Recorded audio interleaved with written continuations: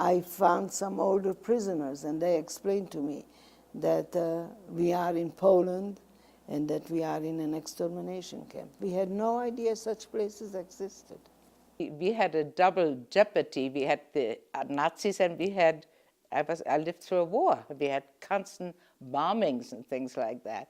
That haunts her every day, and she thinks, why me? Why did I survive? The Holocaust that Hitler and the Nazis unleashed on Europe ended 65 years ago. For this generation, that was ancient history. But for the survivors and their children, it might as well have happened yesterday. And it was Passover and my birthday that keeps reminding me always of that trip to Auschwitz.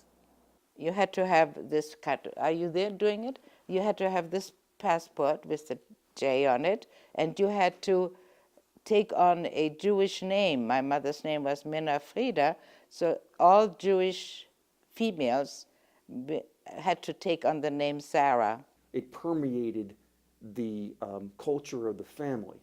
You always knew it was there, you know. You always knew they carried around their memories. Unless people, you know, work through and resolve those experiences, it's with them every day. I sort of inherited some of the burden of my parents and carrying forth that legacy. I think that there's been a lot written about children of the Holocaust survivors and what they take with them and the lessons that they learned. The Holocaust never stopped. There were genocides after the Holocaust. The 20th century, I think, will be recorded in history as probably the most violent, most brutal century in the history of mankind. That there is always the possibility that this can occur. Always. And some may think that people are paranoid when they believe that. But if you learn anything from history, it's that history can repeat itself. And you always have to be vigilant. And that's true of this country too.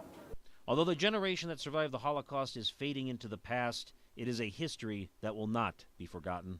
We are all God's children, and we should respect one another just for that reason. A few years before my mother died, I made sure that I knew all the names of the people.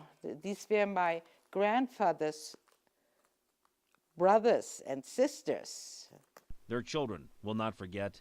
They will bear witness for generations to come.